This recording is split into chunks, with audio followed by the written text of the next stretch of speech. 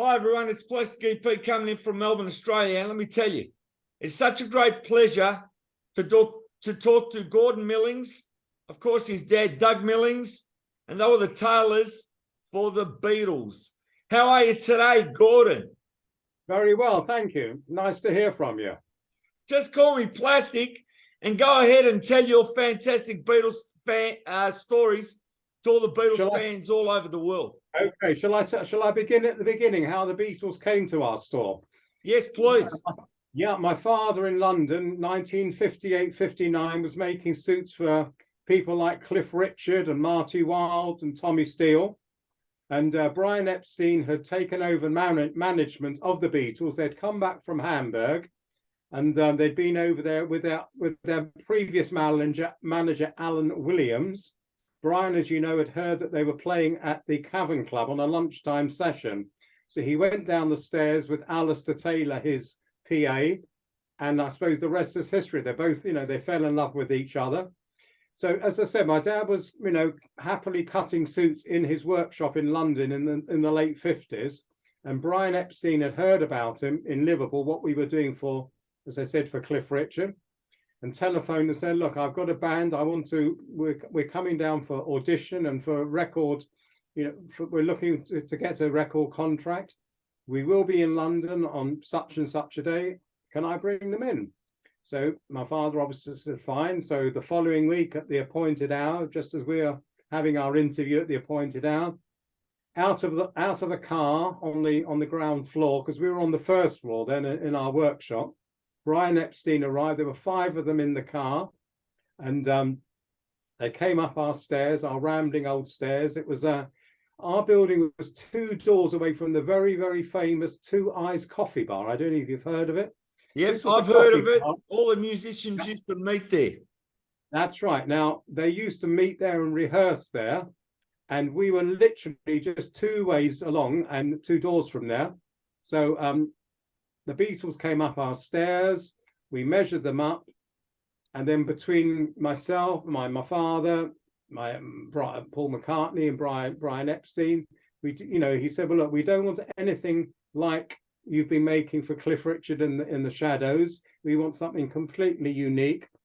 Now, my father had been working just after the war in a factory not too far in the East End of London. And this company had been designing suits for the Cunard, for the boats, for the ship's bar staff, the serving drinks and that. And they wore a sort of very short mesh jacket with a round neck, collarless.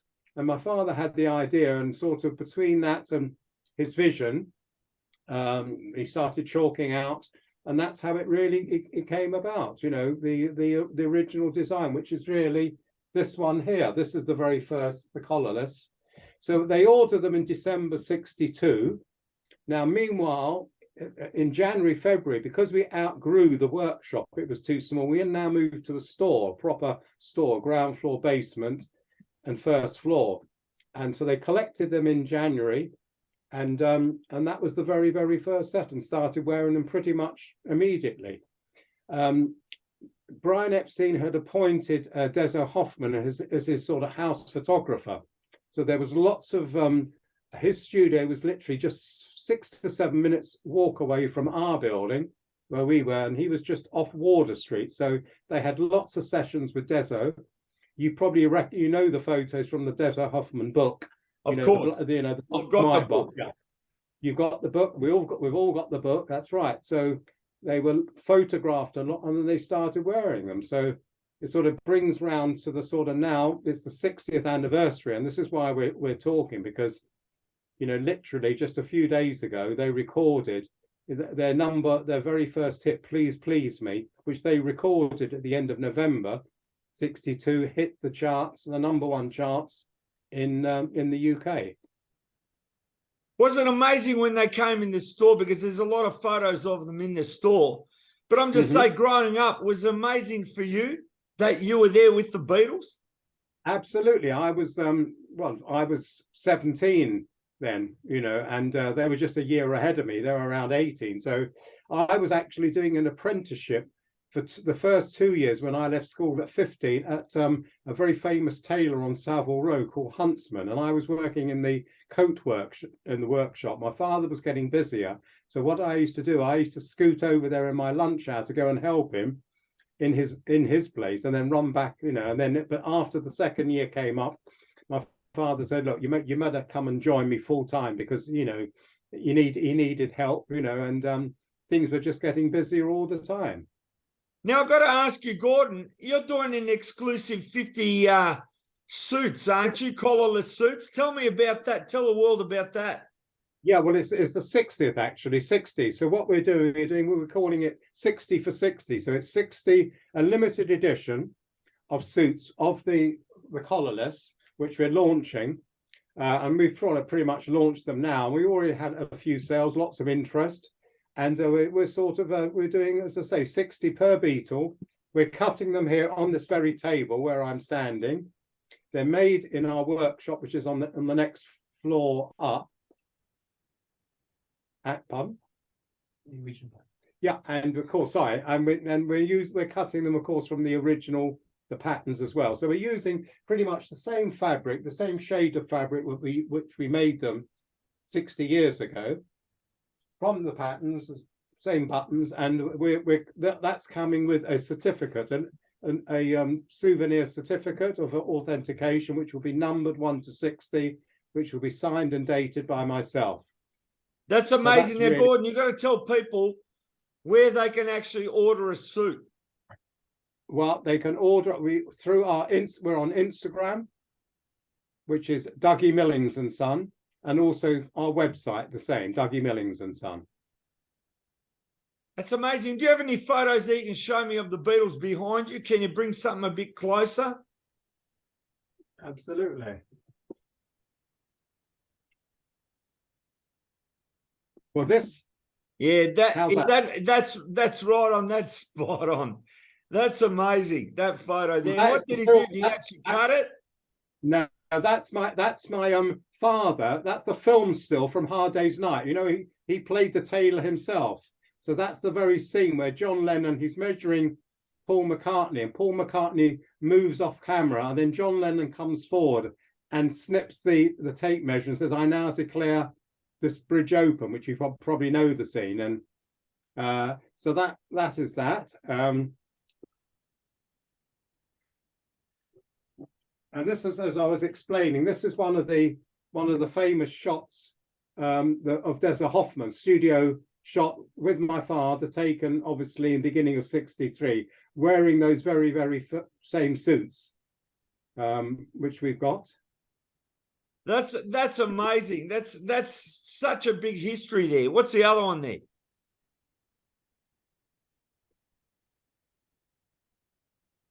Again, just another studio shot of my father with them, pretty much at the same time as the last one that was taken. Now, can I ask you, with the suits being in A Hard Day's Night, right? How exciting was that for you, knowing that this was all going on and your dad being on the set and in the movie? Well, it wasn't intended. He had actually gone there in the morning just to fit, funny enough, the silver grey, the Hard Day's Night suits, because we made all the other suits as well in the film, their own suits. But obviously the concert at the end of the film with the silver grey ones, he had actually gone to Paris a couple of weeks earlier to fit them because they weren't available. They were actually recording in Paris at that time, and they appeared at the Olympia, the Paris Olympia. Yep. So he had to fly over, and he was fitting the suits from Hard Day's Night, and he came back to Twickenham Studios to deliver them. And when he went in there, he was very soberly dressed. He was wearing a black suit and a black tie, and the reason was that he had to attend a funeral. A friend of his had died, and the funeral was the same afternoon. So first of all, John said to my father, Dougie, you're looking so somber. So why is the black shirt? And then he explained why. And then Paul came in, and they obviously said the same thing. And then Richard Lester, as you know, the director, he then joined in the dressing room and said, hi, Dougie, how are you doing? But, you're looking so elegant, but really somber. I'm going to write you, I want you to be in our film, and we're going to write you a scene in here and then. He then called for somebody like a script writer to come and get something typed out, and that's how the scene was created, literally in 2 or 3 hours. They had to give him like a contract, because he wasn't allowed to sort of partake without a union contract. So they wrote up a little 1-page agreement, and they actually paid him, wait for this, £10, 10 shillings, which was virtually a third of the price of one of the suits, because suits then were about £33. So for his performance of the, and to get himself in, in perpetuity in a film, that was it. So he was really, really surprised. And funny enough, it was only, I think the BBC showed it only 3 days ago over the weekend. Somebody, a colleague of mine, phoned up and said, your dad's on, I've just seen him on TV on Hard Day's Night. They're playing it on BBC Two channel in the afternoon. So now I just got to ask you, when your dad first saw himself on the big screen and you were there and you saw the big screen, what moment was that going through your dad's mind and your mind to actually see him there in that movie? Well, it was just a nice feeling. I mean, we'd sort of been filmed before. They'd done the odd, a thing in our shop for different situations. But for my father sort of to go along to deliver the suits for Hard Day's Night, and all of a sudden they're saying, look, you're going to play the tailor and we're writing you, and that was it. And I don't think he would have realized, my father passed now 20 years ago, 21 years ago. But people would always say, remember, the tailor in the film and the scene with John cutting the tape measure. I'm sorry to hear that about your dad, but let me tell you, your dad is the greatest tailor that's out there, and being associated with the Beatles, it doesn't get higher than that. It's like James Bond, isn't it? I mean, it's real British. That's what I love about it. Yeah, absolutely. Yeah. Do you ever visit the UK yourself? Not yet, but I'll tell you what, when I come with my wife, I'll be coming to say hello. Yes. Oh, that's good. That's good. Now, what else can I tell you about just tell me what it was like being nearly the same age as the Beatles and the first time you met them. Well, actually, I mean, we actually lived very much.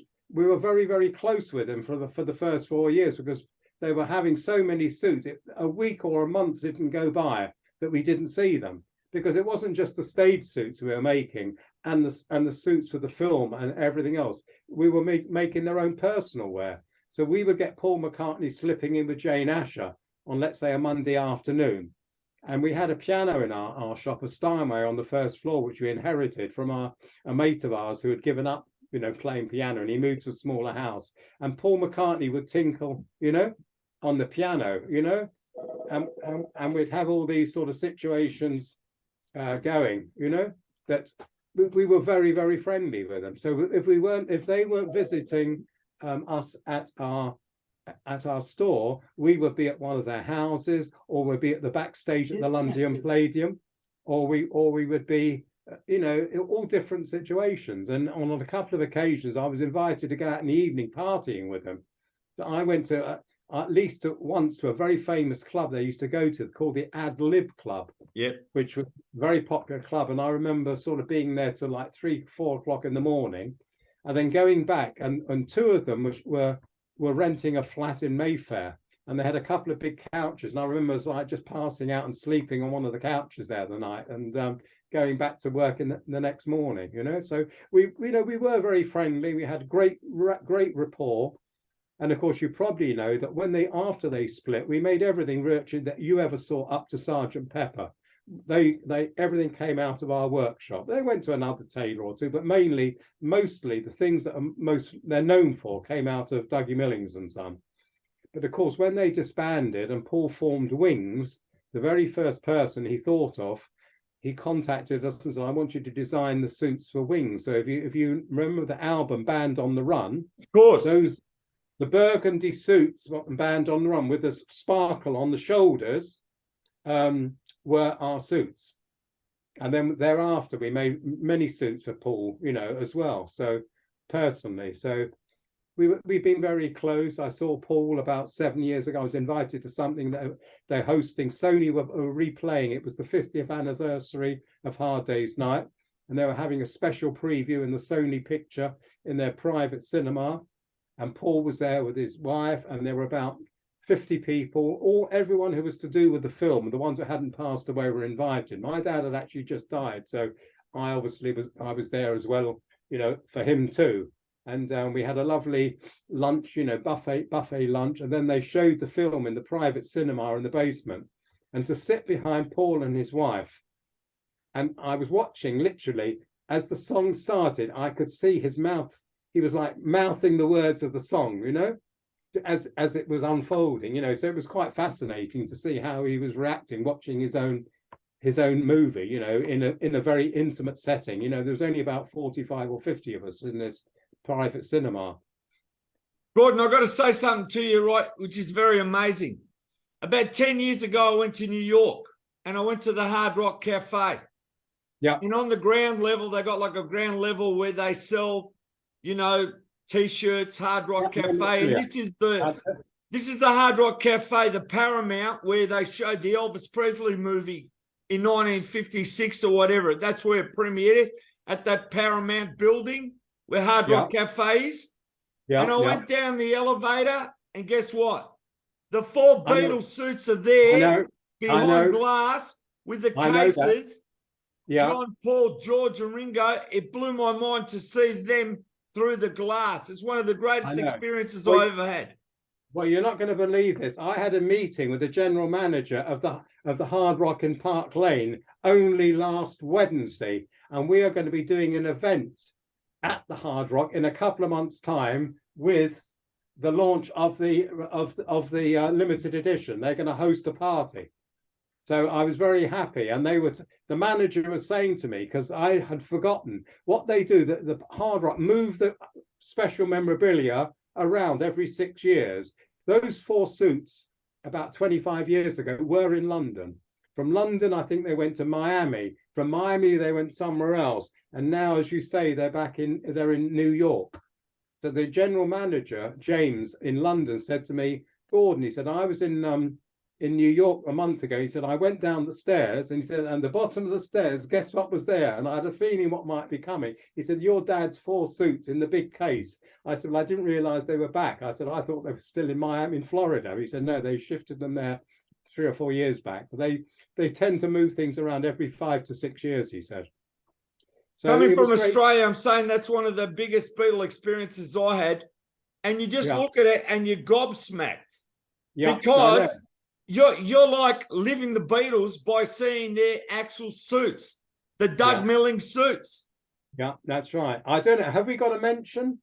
Does it mention our name on in the frame, or I don't know?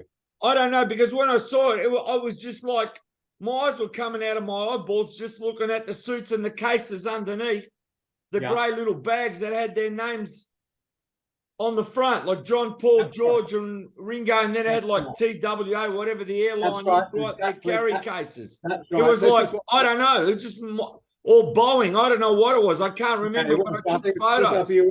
Yeah, I think it was TWA. Funny, the manager of the Hard Rock, when we had this meeting last week, he was talking about, he said they've got the bags over them. And I said, yes, I can imagine that. He said, they look fantastic, the suits. So there we are. So we're hoping with this limited edition range to sell out. We're only making 60 for the 60th. We're pricing, and we think, because they're made here by hand in London. Shall I mention a price or not? You can mention a price, no worries, Gordon. Yeah, we're charging. This comes with an authenticated certificate and a photo.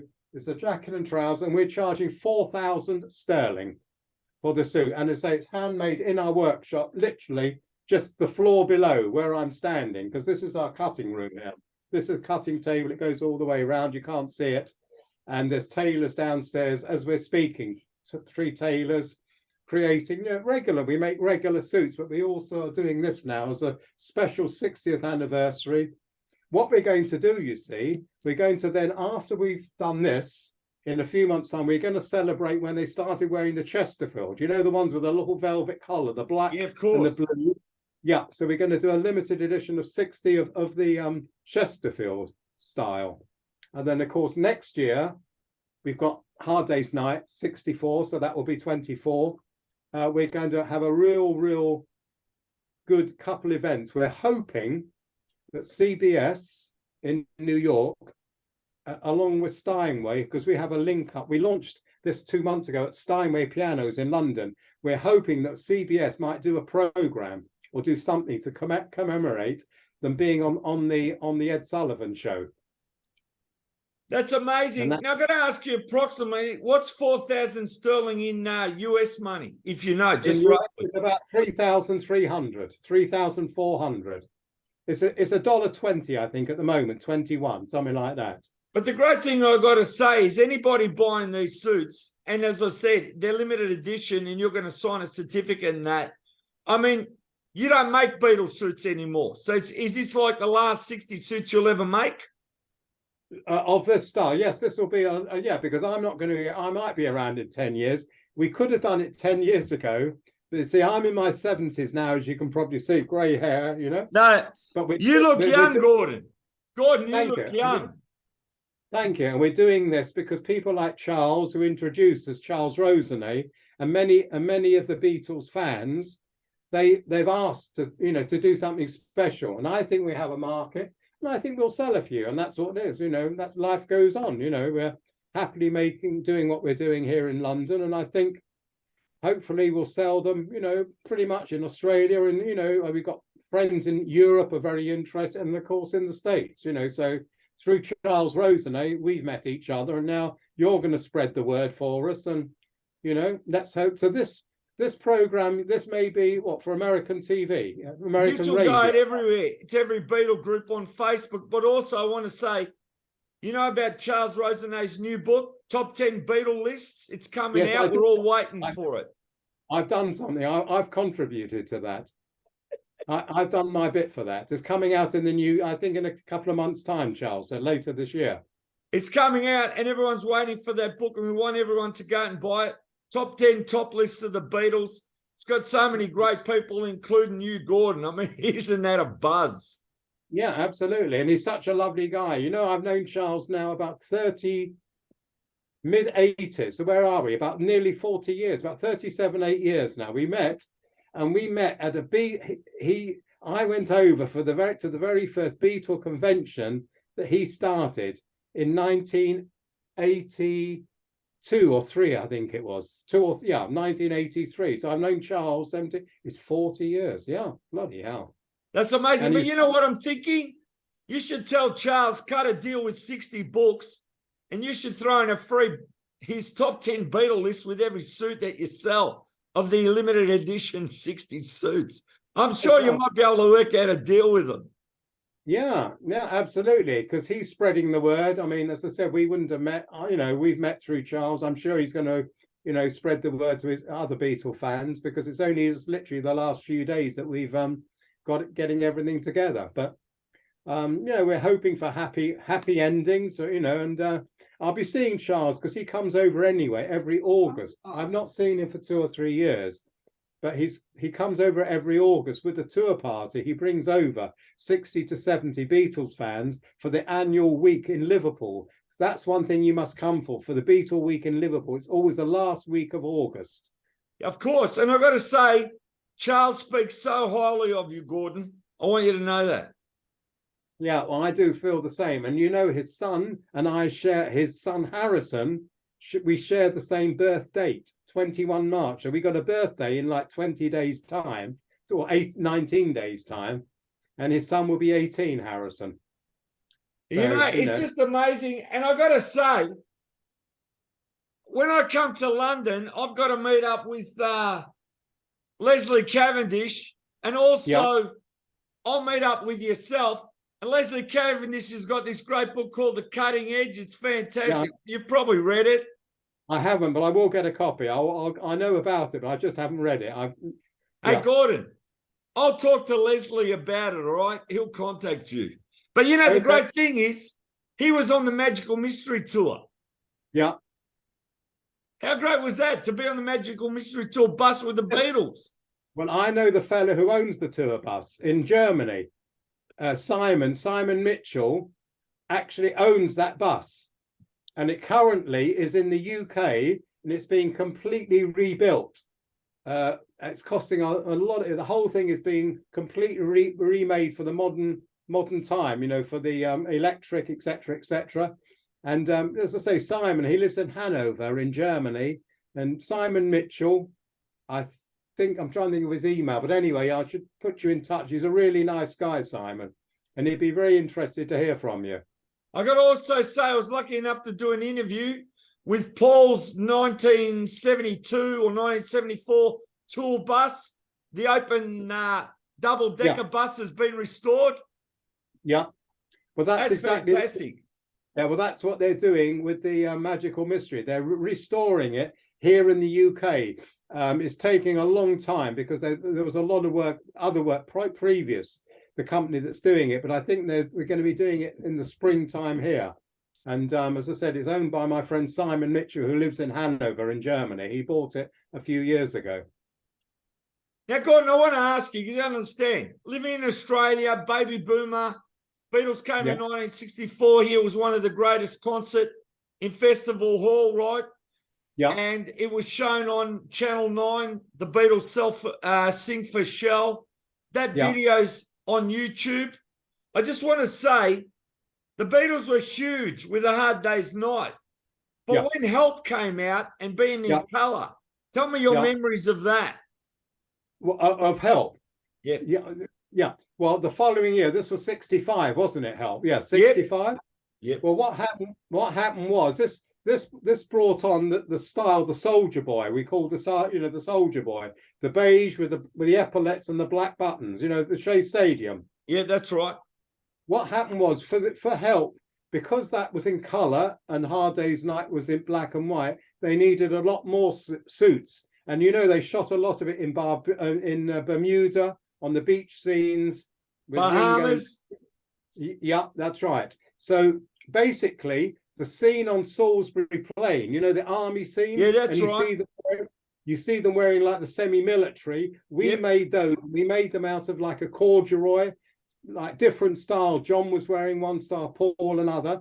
And that gave my father the idea of making the Soldier Boy, which he then made and they wore later on tour. But he made them just after the film was finished. They never wore the Soldier Boys because that was made just after. But he had based it on that sort of army theme with the patch pockets, the military, the epaulets, and the black buttons. We're going to do a limited edition of those in 65. So if you know, so we've got it. We're going to be busy. We're hoping the next 3 years. We've got this year, next year, 65. Also next year, the city of Paris in France have invited me over on February the 24th, 64, the Beatles recorded She Loves You, Please Please Me in German for the Germinal, and they recorded at the very famous Marconi Pathé Studios. Have you heard of that? I've heard of it. Know that? Yeah. At the same time, that's when they played the Olympia. I think they played the concert, but they also recorded in those songs in German. So because of that, the city of Paris are doing a major 2 to 3 month exhibition, a Beatles exhibition, and they've invited me over if I can bring either these patterns, memorabilia. They want me to be part of so that's another thing, and that's February next year. So it's going to be a busy time with France and in the States, hopefully doing something, with something to celebrate the Beatles, where going on the Ed Sullivan Show, for the first time. I think it's totally amazing, your family history with the Beatles. And as I said, your dad is one of the greatest tailors worldwide.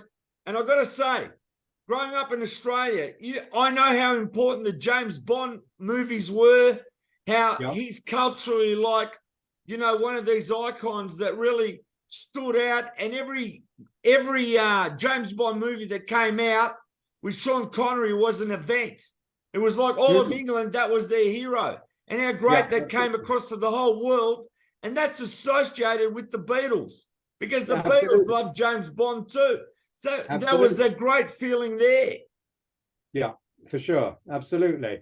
Because, you know, when the Beatles appeared at the Royal Command performance for the Queen and the Queen Mother the first time, they wore the suits, the Chesterfield. They wore the very, very dark blue with a little black velvet collar and maybe a little turn back cuff. I can't remember, because we made so many designs with the little velvet collars, which we'd started originally for Hard Day's Night as well. You know, they were in that as well. But basically, I mean, the whole London was completely rocking, you know, when they got the MBE and when they appeared for the Queen, you know, those concerts, the Beatlemania was really at the height. It just, wherever they went, they could, you know.